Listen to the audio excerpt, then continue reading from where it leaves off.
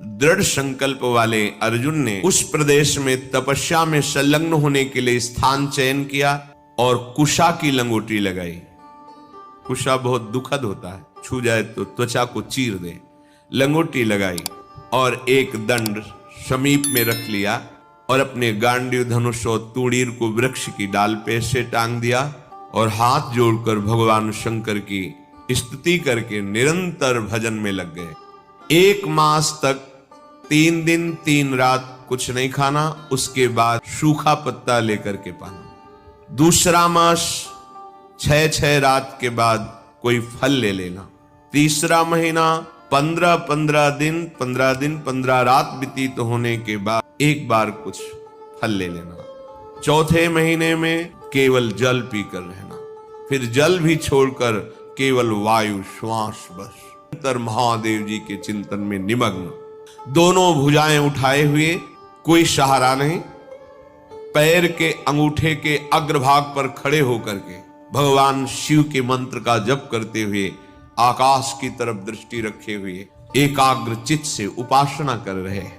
तदनंतर अर्जुन की भयंकर तपस्या को देख करके वहां रहने वाले जितने ब्रह्म ऋषि थे सब भगवान पिनाक पाणी महादेव जी के समीप गए और महादेव जी को प्रणाम करके कहा, देवाधिदेव, अर्जुन आपके लिए महान तपस्या से युक्त होकर के उपासना कर रहे हैं। हिमालय के पृष्ठभाग में स्थित होकर ऐसी उग्र तपस्या कर रहे हैं कि यदि आपने उनको सांत्वना न दी जो वो चाहते हैं, दिशाओं में आग पैदा हो जाएगी उनके तप से। हे देव देवेश्वर, हम लोग कुछ समझ नहीं पा रहे कि उनको कैसे शांत करें। वे अपनी तपस्या का संताप प्रकट कर रहे हैं। हम महर्षि जन चिंतित हैं कि यदि वो ऐसी तपस्या में रहे तो आग पैदा हो जाएगी। जैसे ध्रुव जी ने अपनी प्राणवायु बंद कर ली तो त्रिभुवन की प्राणवायु बंद हो गई, तत्काल भगवान को आना पड़ा। पवित्र चित्त वाले इन महर्षियों की जो सदा सबको सुख देने में तत्पर रहते हैं, उनकी बात सुनकर भगवान देवाधिदेव महादेव ने कहा, महर्षियों, मुझे पता है, तुम विषाद मत करो।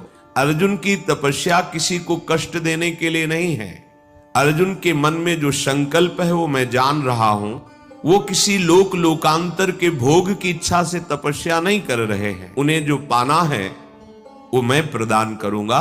तुम सब शांत चित्त होकर अपने अपने भजन में लगो जाकर। भगवान शंकर का ये वचन सुनकर जितने ब्रह्मर्षि आए हुए थे सब प्रणाम करके अपनी अपनी कुटिया को गए।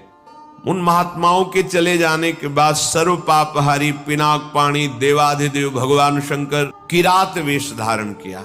दिव्य कांति धनुष बाण धारण किए हुए, मृग चर्म धारण किए हुए, और भगवती उमा भी उसी भेष में साथ में, और साथ में उमा के साथ बहुत सी देवियां और महादेव जी के साथ उनके गण, पर सब किरात वेश में। जे ही भगवान शिव इस वेश में वन में प्रवेश किए तो सारा वन शांत हो गया। खग मृग पशु पंछी वायु जल सबका कोलाहल शांत हो गया, आवाज बंद। एक घुरघुराहट सुनाई दी उस अर्जुन को।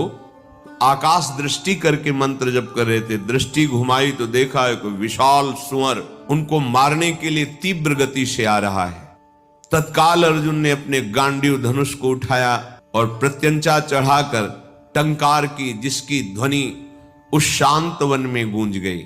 अर्जुन ने कहा, ऐ शुकर, मैं तपस्या में लगा हूं, किसी को कष्ट नहीं दे रहा हूं, फिर भी मुझे मारना पड़ेगा, क्योंकि तू बिना अपराध के मुझे मारने के लिए आ रहा है। सुदृढ़ धनुष वाले अर्जुन को प्रहार के लिए उद्यत देखकर किरात रूपधारी भगवान शिव ने सहसा रोका। ऐ वीर, इस शूकर को मैंने पहले शिकार रूप में निश्चित कर लिया है, तुम अपना बाण मत चला देना। परंतु अर्जुन ने किरात के वचन की अवहेलना करके तत्काल भयंकर बाण के द्वारा उस शूकर को बेध दिया। जैसे अर्जुन का बाण वैसे ही किरात वेशधारी भगवान शिव का बाण भी उसी जगह लगा। दोनों के छोड़े हुए बाण से सुवर्ण रूप त्याग करके मूक दानों विशाल पर्वत की तरह वो अपने असली स्वरूप में आकर प्राण त्याग कर गिर पड़ा।